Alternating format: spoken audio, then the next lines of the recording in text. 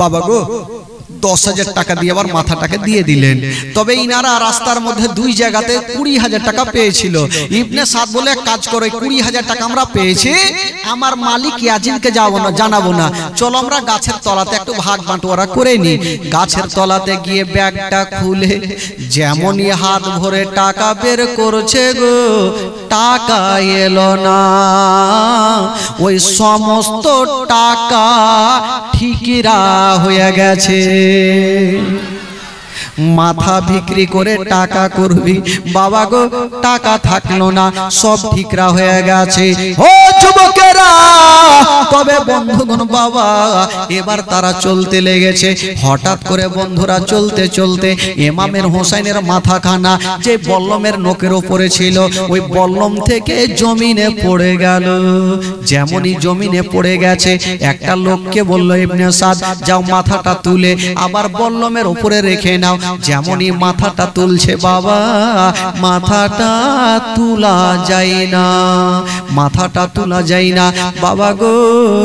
এবার যখন মাথা তোলা যায় না, আবার একটা লোক গেল, দুইজন মিলে মাথাকে টান দিচ্ছেন, ইমাম হোসেনের মাথা উঠে না। আবার একটা লোক গেল, কেউ মাথা তুলতে পারে না। আরো 10-20 জন বাবা শুরু হয়ে গেছে, ইমাম হোসেনের মাথাকে তুলছে, কেউ তুলতে পারে না। এবার ইবনে সাদ বলল, কে পারবে? সীমার পাপিকে ডাকলো, সীমারও তুলতে লাগলো, বাবা সীমারও মাথা তুলতে পারলো না। এবার বলতে লাগলো, এক কাজ করো। সীমার বলতে লাগলো, শোনো গো, মাথায় একজন তুলতে পারবে, আমাদের মধ্যে কেউ পারবে না। ইমাম হোসেনের মাথা ওই ব্যক্তি তুলতে পারবে, নবী বংশের ছেলে, উনার বেটা ইমাম হোসেনের বেটা জয়নাল আবেদিনকে বলে দাও, উনি মাথাটা তুলে দিবে। কেউ তুলতে পারে না, জয়নাল আবেদিন তুলবে। এবার জয়নাল আবেদিন গিয়ে বাপের মাথার সামনে দাঁড়িয়ে গেছেন, বাবা গো, আব্বা আব্বা আমি আপনার বেটা, আপনার মাথাটা তুলবো। বাবা গো, ইমাম হোসেনের ঠোঁট দুইখানা বাবা লড়তে আরম্ভ করেছে, ঠোঁট দুইখানা লড়ছে, আর বলছেন, বেটা জয়নাল আবেদিন রে, আমার মাথা কেউ তুলতে পারবে না। আরে বেটা রে, আমার মাথা যে তোমরা কেউ তুলতে পারবে না। আব্বা কেন, কিসের জন্য পারবো না? আব্বা যদি তোমার মাথা তুলতে না পারি, তবে ইয়াজিদের সৈন্যরা আমাদের উপরে আক্রমণ করবে। আব্বা বলছে, বেটা রে, তবে একটা কথা তোমাকে বলে দি, আমার মাথা তুলবে রে বেটা, তাহলে বলো তোমার বহিন সাকিনা কোথায় আছে? বলছেন, আব্বা গো, আমার বহিন যখন হাঁটতে পারছিল না, একটা দুশ্মন দুরাচার নিজের উটের পিঠের উপরে বেঁধে নিয়েছিল, হয়তো উটের উপরে আছে। বলছেন, একবার তাকিয়ে দেখো। উটের দিকে তাকিয়ে দেখছেন, বাবা সাকিনাকে দেখা যায় না, কোথায় গিয়েছেন বাবা সাকিনা? বাবা গো, সাকিনা জিকে যখন উটে বেঁধেছিল, ওই দুরাচারের হাতে চাবুকখানা ছিল, তার উট যখন চলছিল না, তখন চাবুক চালিয়েছিল, উটের পিঠে চাবুক লাগে না, সমস্ত চাবুক সাকিনার পিঠের উপরে পড়েছিল, সমস্ত পিঠের উপরে চাবুকখানা পড়েছিল, পিঠের চামড়া পর্যন্ত উড়ে গেছে। তাই দুরাচার দুশ্মন সাকিনাকে একটা জঙ্গলে চালিয়ে দিয়েছে। বেটারে, আমার বেটি সাকিনা যতক্ষণ পর্যন্ত আসবে না, আমার মাথা কেউই তুলতে পারবে না। বাবা গো, ইমাম কি বলে? ইমাম জয়নাল আবেদিন বলল, ঠিক আছে। বাবাকে খুঁজতে বেরিয়ে গেল, ওইদিকে জাইনাব খোঁজাখুঁজি করছে, চতুর্দিকে খুঁজছে বন্ধুরা, কোথায় আছে কোথায় আছে। হঠাৎ করে একটা গাছের তলাতে যাচ্ছেন, দেখছেন বন্ধুরা একজন বোরখা পরে কে যেন বসে আছেন, আর বলছেন, জাইনাব বলছেন, কে আছো গো? আমার সাকিনাকে তোমরা দেখেছো? বাবা গো, তখন বলেছিল, জাইনাব রে কানতে হবে না, সাকিনাকে আমার কাছে আছে। বাবা গো, বোরখার ভিতর থেকে সাকিনাকে বের করে দিয়ে দিল। যেমনই বের করেছেন, জাইনাব বলছেন, কে আছো গো? এই সাকিনাকে কোথায় পেলে? বলছে, জাইনাব রে, তুমি আমাকে চিনতে পারো না, আমি তোমার মা ফাতেমা। আমি তোমার মা ফাতেমা। তবে জাইনাব রে, আমি যখন দেখলাম সাকিনা গাছের তলাতে ছটফট করে কাঁদতেছিল, পিঠের চামড়াগুলো উড়েছিল, আমি ফাতেমা আমি সহ্য করতে না পেরে আমি একটু ওই পিঠখানার সাহালিয়া দিয়ে মহলম লাগিয়ে দিয়েছি।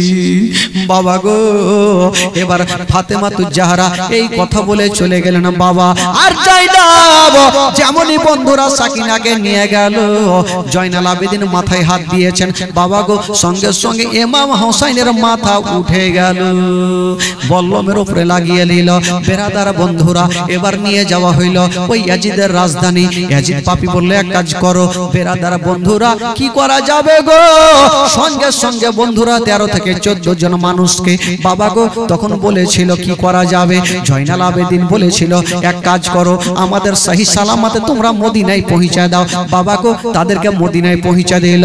যেমন মদিনায় যাওয়া, ইমাম হোসেনের মদিনাতে গিয়া মাথাটা দাফন করলেন। আর বাবা গো ওই বডিখানা ছিল কোথায়? বডিখানা ছিল কারবালায়, দাফন হয়ে গেছে কারবালায়। বাবা গো বডিখানা হলো কারবালায়, আর মাথাটা হলো বাবা সোনার মদিনায়। ইমাম হোসেনের দুটা মাজার হাজী সাহেব যারা আছে তারা ভালো করে জানে, মাথাখানা হইল কি বলে ওই মদিনায়, আর ধড়খানা হইল বাবা ওই কি বলে কারবালায়। দুটা মাজার বন্ধুগণ বাবাজি আমার ভাইরা, এই হচ্ছে জীবন কাহিনী। তবে বন্ধুগণ বাবা, এখান থেকে জীবন কাহিনী আবার যদি শুরু করা হয় আবার 5 দিন সময় লাগবে। এই যে ইয়াজিদ পাপী ইমাম হোসেনকে যে মারলো, তার কি হয়েছিল? ইবনে সাজে ইমাম হোসেনের উপরে দুশমনি করলো, তার কি করা হয়েছিল? বাবা গো এগুলো বলার সময় নাই, 2-4টা গজল বলবো, বাড়ি যাও। একবার জোরে বলুন সুবহানাল্লাহ, আরে জোরে বলুন, মোহাব্বতে বলুন, একবার কোটা মাজমা দুরূদ পড়ুন। আল্লাহুম্মা সাল্লি আলা সাইয়্যিদিনা মুহাম্মদ ওয়া আলা আলি সাইয়্যিদিনা। জোরে বলুন ইয়া রাসূলুল্লাহ। আর তো মনে হয় ঘুম লাগে না নাকি? ঘুমের টাইম পার হয়ে গেছে, ঘুমের টাইম পার হয়ে গেছে। ইমাম হুসাইন রাদিয়াল্লাহু তাআলা আনহু দুনিয়া থেকে বিদায় নিয়ে চলে গেলেন, ভাই শহীদ হয়ে গেলেন। তবে বন্ধুগণ বাবাজি আমার, যখন খালি দুলদুল খিমার মধ্যে গেলেন, যখন দুলদুল খালি দুলদুল খিমাতে যাচ্ছেন বন্ধুরা, সাকিনা বলছেন মা আমার আব্বা হয়তো ঘুরে এলো না। মা বলছেন বেটি রে কেমন করে তুই বুঝলি রে? মা মা গো দুলদুল চলে আসছে মা, কিন্তু দুলদুলে কাউকে দেখা যায় না। ওই সাকিনা বাবা গো মাটিতে গড়াগড়ি দিতে লাগলেন বন্ধুরা। জয়নাল আবেদিন এসে ওই সাকিনাকে জড়িয়ে ধরেছে, বগিন রে ওরে বগিন সাকিনা, আর তুমি চোখের পানি ফেলিও না, কপালে যেটা লেখা আছে সেটা হবে, তুমি চোখের পানি ফেলিও না। বাবা সবাই কাঁদতে থাকলো, যারে যার হয়ে কাঁদতে থাকলো। কেতাবে লিখছেন বাবা যখন ইমাম হোসেন বাবা শহীদ হয়ে গেল, ইমাম হোসেনের একটা বহিন যার নাম কেতাবে লিখছেন জাইনাব, ওই জাইনাব ভাবছেন আল্লাহ আমার ভাইয়ের লাশটা কোথায় আছে আমি একবার দেখে আসি। যেমনই যাচ্ছেন বাবা যুদ্ধের ময়দানে ইমাম হোসেনের লাশটা পড়ে আছে, আর বহিন জাইনাব গিয়া ভাইয়ের লাশের পাশে দাঁড়িয়ে আছে, ঝরঝর করে চোখের পানি ফেলছে। হঠাৎ করে বন্ধুরা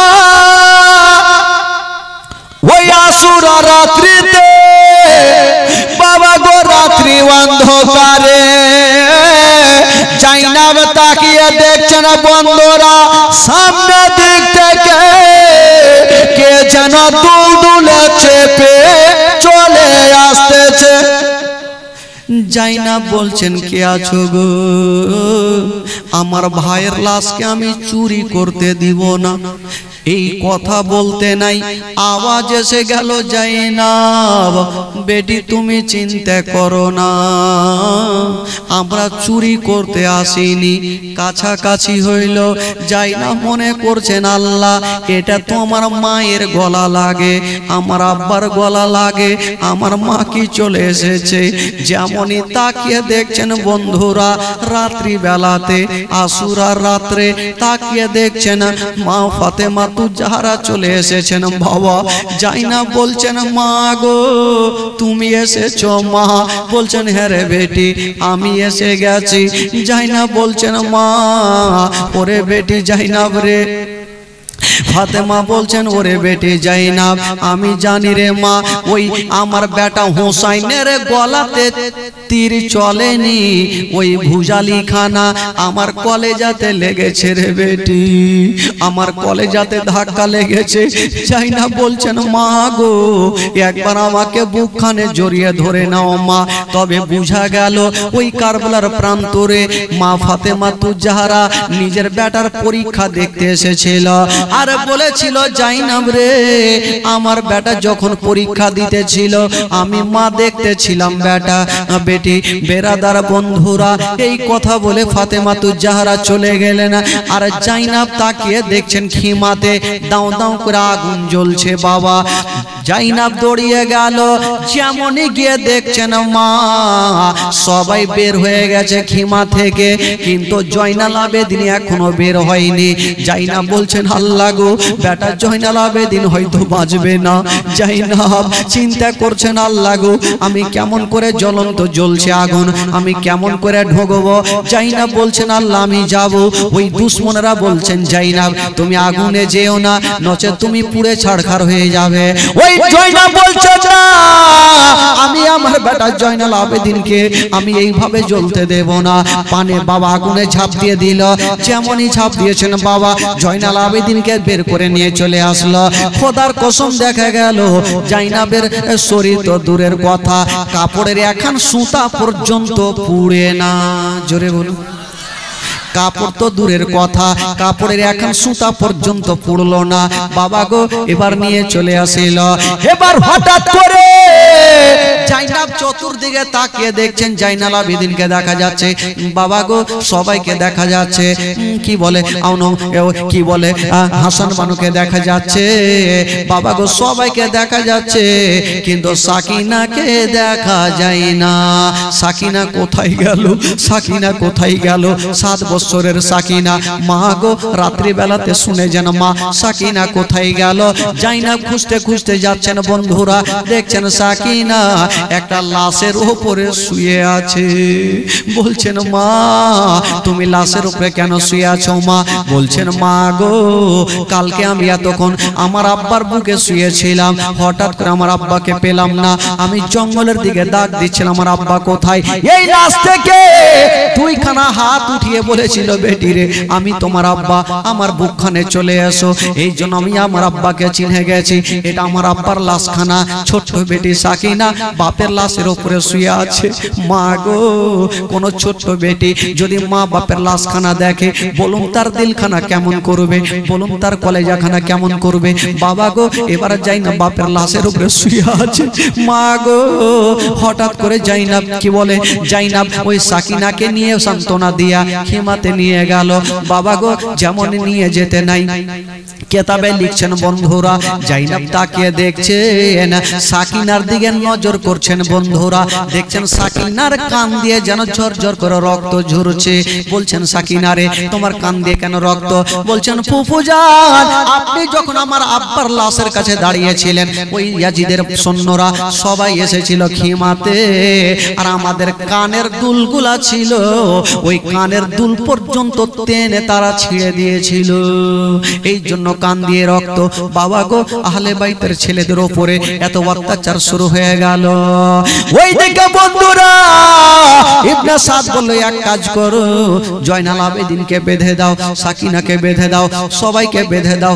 বাবা গো, জয়নাল আবেদিনের হাতে হাত করে দিয়ে দিল। বন্ধুগণ, বাবা সাকিনাকে বন্দি করলো, জাইনাব উম্মে কুলসুমকে বন্ধু বানায়া বাবা গো নিয়ে যেতে তারা আরম্ভ করে দিয়েছেন। বাবা গো, কোথায় নিয়ে যাবেন বন্ধুরা? এবার বাবা গো, ইমাম হোসেনের মাথাটা কোথায় নিয়ে যাবে? ওই ইবনে সাদ বলল, যাও ঘর থেকে একখানা বল্লম নিয়ে চলে আসো। বল্লম নিয়ে আসা হইল। ইমাম হোসেনের মাথাটাকে বাবা গো ওই বল্লমের নোকের উপরে রেখে দেওয়া হইল, আর উঁচা করে মাথাটাকে যেন নিয়ে যেতে আরম্ভ করে দিল। মাথাটাকে নিয়ে চলে যাচ্ছেন বাবা, আর বডিটা থাকলো কারবালায়। বাবা গো, বডিটা থেকে গেল, আর মাথাটা নিয়ে যেতে লাগলো। তবে বন্ধুগণ, বাবা এই যে মাথাটা নিয়ে যেতে লাগলো গো, কোথায়? ইয়াজিদের কাছে নিয়ে যাবে, ইয়াজিদের রাজধানী নিয়ে যাবে। তবে বাবা গো, যাওয়ার সময় অনেক ঘটনা আছে। যেতে যেতে হঠাৎ করে একটা ইহুদি ছাদের উপর থেকে নেমে চলে আসলো। বললো, হ্যাঁ গো, তোমরা কোথায় যাবে? ইয়াজিদ এই কি বলে, ইবনে সাদ বলল, আমরা যাব ইয়াজিদের রাজধানী। বলে, যাওয়ার আগে এই যে তোমরা মাথাটা নিয়ে যাচ্ছ, এই মাথাটা কার আছে বলো? বলো, হোসাইনের মাথা। বলে, শোনো গো, ওই ইহুদি বলছেন একটা কথা, এই মাথাটা যদি আমাকে একটা রাত আমার বাড়িতে রেখে দাও, আমি তোমাদের 10,000 টাকা দিব। বাবা গো, ওই ইবনে সাদ বলল, ঠিক আছে, যখন তুমি মাথা রাখবে 10,000 দেবে, তবে আগে টাকাটা দিয়ে দাও, তারপরে মাথা রাখো। বাবা গো, 10,000 টাকা দিয়ে দিল। ইমাম হোসেনের মাথাটা নিয়ে ইহুদি ঘরের মধ্যে চলে গেছে। যেমনই করে যাওয়া, ওই ধুলাগুলা পরিষ্কার করে যেমনই দেখতে পেল বাবা, ইমাম হোসেনের মাথা থেকে যেন নূরের আলা ঝরছে, নূর চমকাচ্ছে। বন্ধুরা, গোটা ঘর আলো হয়ে গেল। ওই ইহুদি ভাবছেন, জানি না এটা হলো নবীর নাতি, আমি নবীর নাতির মাথাকে সাক্ষী রেখে আমি নবীর মধু মাখা কলমা শরীফ পড়ে নিতে চাই। সঙ্গে সঙ্গে ইহুদি বাবা গো ইমাম হোসেনের মাথাকে সাক্ষী রেখে সঙ্গে সঙ্গে কালেমা পড়িলেন, লা ইলাহা ইল্লাল্লাহ, জোরে লা ইলাহা লা ইলাহা ইল্লাল্লাহ, হক লা ইলাহা ইল্লাল্লাহ, মুহাম্মাদুর রাসূলুল্লাহ সাল্লাল্লাহু আলাইহি ওয়াসাল্লাম। জোরে বলুন সুবহানাল্লাহ, আরো জোরে বলুন। ওই ইহুদি একটা রাত্রে বাবা গো 10,000 টাকা দিয়ে আবার মাথাটাকে দিয়ে দিলেন। তবে ইনারা রাস্তার মধ্যে দুই জায়গাতে 20,000 টাকা পেয়েছিল। ইবনে সাদ বলে, এক কাজ করো, 20,000 টাকা আমরা পেয়েছি, আমার মালিক ইয়াজিদকে জানাবো না, চলো আমরা গাছের তলাতে একটু ভাগ বাঁটোয়ারা করে নি। গাছের তলাতে গিয়ে ব্যাগটা খুলে যেমনই হাত ভরে টাকা বের করছে গো, টাকা এলো না। ওই সমস্ত টাকা ঠিকিরা হয়ে গেছে। মাথা বিক্রি করে টাকা করবি, বাবা গো টাকা থাকলো না, সব ঠিকরা হয়ে গেছে। ও যুবকেরা, তবে বন্ধুগণ বাবা এবার তারা চলতে লেগেছে। হঠাৎ করে বন্ধুরা চলতে চলতে ইমামের হোসেনের মাথাখানা যে বল্লমের নোকের উপরে ছিল, ওই বল্লম থেকে জমিনে পড়ে গেল। যেমনই জমিনে পড়ে গেছে, একটা লোককে বলল, ইবনে সাদ যাও মাথাটা তুলে আবার বল্লমের উপরে রেখে নাও। যেমনই মাথাটা তুলছে বাবা, মাথাটা তুলা যায় না, মাথাটা তুলা যায় না বাবা গো। এবার যখন মাথা তুলা যায় না, আবার একটা লোক গেল, দুইজন মিলে মাথাকে টান দিচ্ছেন, ইমাম হোসেনের মাথা উঠে না। আবার একটা লোক গেল, কেউ মাথা তুলতে পারে না। আরো 10-20 জন বাবা শুরু হয়ে গেছে, ইমাম হোসেনের মাথাকে তুলছে, কেউ তুলতে পারে না। এবার ইবনে সাদ বলল, কে পারবে? সীমার পাপিকে ডাকলো, সীমারও তুলতে লাগলো। বাবা সীমারও মাথা তুলতে পারলো না। এবার বলতে লাগলো, এক কাজ করো, সীমার বলতে লাগলো, শোনো গো, মাথায় একজন তুলতে পারবে, আমাদের মধ্যে কেউ পারবে না। ইমাম হোসেনের মাথা ওই ব্যক্তি তুলতে পারবে, নবী বংশের ছেলে, উনার বেটা, ইমাম হোসেনের বেটা জয়নাল আবেদিনকে বলে দাও, উনি মাথাটা তুলে দিবে। কেউ তুলতে পারে না, জয়নাল আবেদিন তুলবে। এবার জয়নাল আবেদিন গিয়ে বাপের মাথার সামনে দাঁড়িয়ে গেছেন, বাবা গো, আব্বা আব্বা, আমি আপনার বেটা, আপনার মাথাটা তুলবো। বাবা গো, ইমাম হোসেনের ঠোঁট দুইখানা বাবা লড়তে আরম্ভ করেছে, ঠোঁট দুইখানা লড়ছে, আর বলছেন, বেটা জয়নাল আবেদিন রে, আমার মাথা কেউ তুলতে পারবে না। আরে বেটা রে, আমার মাথা যে তোমরা কেউ তুলতে পারবে না। আব্বা কেন, কিসের জন্য পারবো না? আব্বা যদি তোমার মাথা তুলতে না পারি, তবে ইয়াজিদের সৈন্যরা আমাদের উপরে আক্রমণ করবে। আব্বা বলছে, বেটা রে, তবে একটা কথা তোমাকে বলে দি, আমার মাথা তুলবে রে বেটা, তাহলে বলো তোমার বহিন সাকিনা কোথায় আছে? বলছে না আব্বা গো, আমার বহিন যখন হাঁটতে পারছিল না, একটা দুশ্মন দুরাচার নিজের উটের পিঠের উপরে বেঁধে নিয়েছিল, হয়তো উটের উপরে আছে। বলছেন একবার তাকিয়ে দেখো, উটের দিকে তাকিয়ে দেখছেন বাবা সাকিনাকে দেখা যায় না। কোথায় গিয়েছেন বাবা সাকিনা? বাবা গো, সাকিনাকে যখন উটে বেঁধেছিল, ওই দুরাচারের হাতে চাবুকখানা ছিল, তার উট যখন চলছিল না, তখন চাবুক চালিয়েছিল, উটের পিঠে চাবুক লাগে না, সমস্ত চাবুক সাকিনার পিঠের উপরে পড়েছিল, সমস্ত পিঠের উপরে চাবুকখানা পড়েছিল, পিঠের চামড়া পর্যন্ত উড়ে গেছে। তাই দুরাচার দুশ্মন সাকিনাকে একটা জঙ্গলে চালিয়ে দিয়েছে। বেটারে, আমার বেটি সাকিনা যতক্ষণ পর্যন্ত আসবে না, আমার মাথা কেউই তুলতে পারবে না। বাবা গো, ইমাম কি বলে, ইমাম জয়নাল আবেদিন বলল, ঠিক আছে। বাবাকে খুঁজতে বেরিয়ে গেল, ওইদিকে জাইনাব খোঁজাখুঁজি করছে, চতুর্দিকে খুঁজছে বন্ধুরা, কোথায় আছে কোথায় আছে। হঠাৎ করে একটা গাছের তলাতে যাচ্ছেন, দেখছেন বন্ধুরা একজন বোরখা পরে কে যেন বসে আছেন, আর বলছেন, জাইনাব বলছেন, কে আছো গো? আমার সাকিনাকে তোমরা দেখেছো? বাবা গো, তখন বলেছিল, জাইনাব রে কানতে হবে না, সাকিনাকে আমার কাছে আছে। বাবা গো, বোরখার ভিতর থেকে সাকিনাকে বের করে দিয়ে দিল। যেমনই বের করেছেন, জাইনাব বলছেন, কে আছো গো? এই সাকিনাকে কোথায় পেলে? বলছে, জাইনাব রে, তুমি আমাকে চিনতে পারো না, আমি তোমার মা ফাতেমা, আমি তোমার মা ফাতেমা। তবে জাইনাব রে, আমি যখন দেখলাম সাকিনা গাছের তলাতে ছটফট করে কাঁদতেছিল, পিঠের চামড়াগুলা উড়েছিল, আমি ফাতেমা, আমি সহ্য করতে না পেরে আমি একটু ওই পিঠখানার সাহালিয়ে দিয়ে মহলম লাগিয়ে দিয়েছি। বাবা গো, এবার ফাতেমা তু জাহরা এই কথা বলে চলে গেলেন বাবা। আর জাইনাব যেমনই বন্ধুরা সাকিনাকে নিয়ে গেল, জয়নাল আবেদিন মাথায় হাত দিয়েছেন। বাবা গো, সঙ্গে সঙ্গে ইমাম হোসেনের মাথা উঠে গেল, বল্লমের উপরে লাগিয়ে নিল। বেরাদার বন্ধুরা, এবার নিয়ে যাওয়া হইল ওই ইয়াজিদের রাজধানী। ইয়াজিদ পাপী বললে, এক কাজ করো বেরাদার বন্ধুরা, কি করা যাবে গো? সঙ্গে সঙ্গে বন্ধুরা 13 থেকে 14 জন মানুষকে বাবা গো তখন বলেছিল কি করা যাবে। জয়নাল আবেদিন বলেছিল, এক কাজ করো, আমাদের সহি সালামতে তোমরা মদিনায় পৌঁছে দাও। বাবা গো, তাদেরকে মদিনায় পৌঁছে দিল।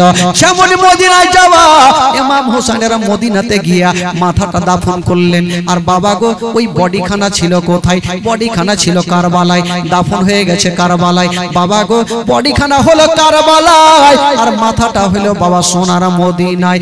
ইমাম হোসেনের দুটা মাজার হাজী সাহেব যারা আছে তারা ভালো করে জানে, মাথাখানা হইলো কি বলে ওই মদিনায়, আর ধড়খানা হলো বাবা ওই কি বলে কারবালায়। দুটা মাজার। বন্ধুগণ, বাবাজি আমার ভাইরা, এই হচ্ছে জীবন কাহিনী। তবে বন্ধুগণ বাবা, এখান থেকে জীবন কাহিনী আবার যদি শুরু করা হয়, আবার 5 দিন সময় লাগবে। এই যে ইয়াজিদ পাপী ইমাম হোসেনকে যে মারলো, তার কি হয়েছিল? ইবনে সাজে ইমাম হোসেনের উপরে দুশমনি করলো, তার কি করা হয়েছিল? বাবা গো, এগুলো বলার সময় নাই। 2-4টা গজল বলবো, বাড়ি যাও। একবার জোরে বলুন সুবহানাল্লাহ, আরেক জোরে বলুন মোহাব্বতে বলুন, একবার কোটা মাজমা দরুদ পড়ুন। আল্লাহুম্মা সাল্লি আলা সাইয়্যিদিনা मोहम्मद वाला आले सैयदना वाला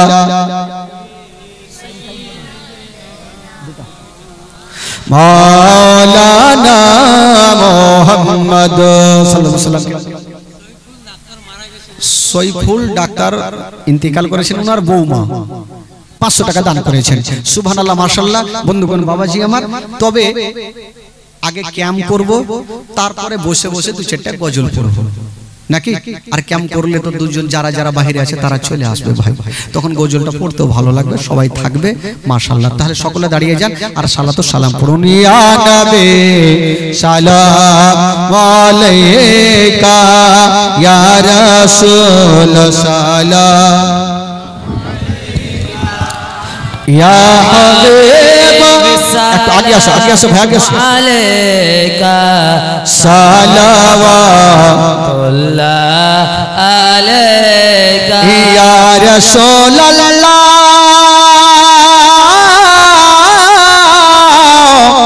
ইয়া হাবিবে নবী বলেন ও মা জননী, কেন ফেলেন চোখে রহপানি, অসুস্থ করেছেন যিনি, সুস্থ করে দেন তিনি।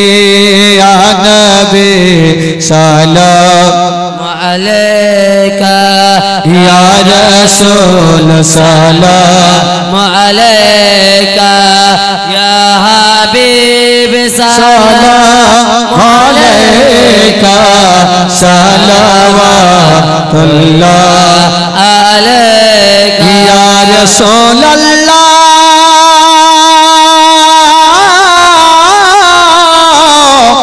ইয়া হাবিবে হরিণী ফিরে আসিল, শিকারি অবাক হইল, নবীকে চিনতে পারিল, তখনই কলেমা পড়িল।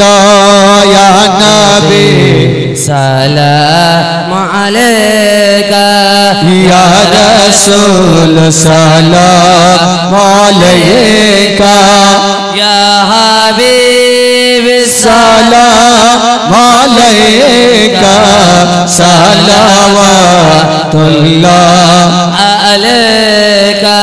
আসসালামু আলাইকা ইয়া রাসূলুল্লাহ, সাল্লাল্লাহু আলাইহি আলাইকা ইয়া হাবিবাল্লাহ, ওয়া আলাইকা ওয়া সাহবিকা ইয়া সাফিয়ানা ইয়াউমাল জাজা, বালাগাল উলা বিকামালিহি কাশুবাদুল জামি জামালিহি, হাসনাতু জামি খুসালিহি সাল্লাল্লাহু আলাইহি ওয়া আলিহি। বসে যান, একটু সেটে বসেন ভাই, বাবাদেরকে বলো একটু সেটে বসেন, বসে যান, সকলে বসে যান, কেউ দাঁড়িয়ে থাকবে না, সকলে বসে যান।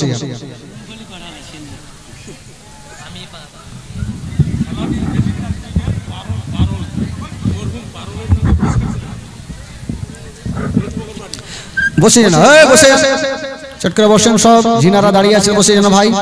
এই খালা, মরহুম পারুলের নামে 20 কেজি ধান, লোলপুকুর বাড়ি। আচ্ছা, মরহুম আকলিমা নামে 20 কেজি ধান, 20 কেজি মকই, 20 কেজি ধান, 20 কেজি মুকই না ভুট্টা। হাই খালা, বসে, হ্যাঁ চুপচাপ বসে যান। একবার মোহাম্মতে বলুন তো সুবহানাল্লাহ, সুবহানাল্লাহ, আরো জোরে বলুন সুবহানাল্লাহ। বেরাদার বন্ধুগণ, এবার একটা শরীর গরম করা গজল হবে। আচ্ছা এগুলা কি হবে? এগুলা আপনাদের সিন্নি নেই নাকি? এগুলি ফাতে হবে, সিন্নি রাখেন। আচ্ছা এটাই দেখি, কে মারা গেছে? সাইদুন মারা গেছে, ওনার মেয়ে 1000 টাকা দান করেছেন। সুবহানাল্লাহ মাশাআল্লাহ। বানে খাতুন 505 টাকা শ্বশুর শাশুড়ির নামে। সুবহানাল্লাহ, মাশাআল্লাহ। দেখেন ভাই, টাকা শেষের সময়ও টাকা চলে আসছে ভাই, যারা দিবেন তারা অবশ্যই দিবেন। এবার আসুন একটা শরীর গরম করা গজল, একটা শরীর গরম করা গজল।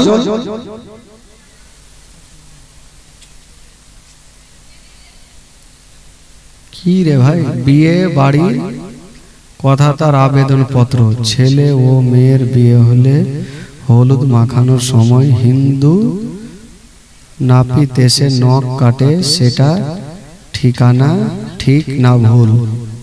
সবাই কে? হারে ভাই, এদিকে হিন্দু নাপিত আছে। নাপিত মানে কি চুল কাটে ওই নাকি? নাপিত মানে চুল কাটে। তা আমরা তো সারা জীবন হিন্দুর কাছে চুল কাটি। হিন্দুর কাছে চুল কাটাতে কোনো ক্ষতি নেই। চুল বা আর কি নাখুন ফাখুন যা হয়, কে মেয়ে বাড়ি মেয়েরা কাটে? তাহলে ভাই এটার ফতোয়া মুফতির কাছে নিলে সব থেকে বেটার। হ্যাঁ, আমার কাছে না লাওয়া থেকে মুফতির কাছে নেবেন, সব থেকে ভালো হবে। কারণ যার যেটা লাইন আছে সেটা সব থেকে বেটার, ভালো হবে ভাই। প্রশ্নের উত্তর যদি আপনাদের এলাকায় তো মুফতি অনেক আছে ভাই, ওদের কাছে প্রশ্নের উত্তর নেবেন। আচ্ছা বলুন, হ্যাঁ একটা শরীর গরম করা গজল হয়ে যাবে ভাই, তারপরে ইনশাআল্লাহ আজিজ রাত্রি 2টা পার হইলো, সবাইকে বাড়ি যেতে হবে, ঘুমাতে হবে। একবার মোহাব্বতে 2 হাত তুলে বলুন সুবহানাল্লাহ। আচ্ছা এই গ্রামের নামটা কি গো ভাই?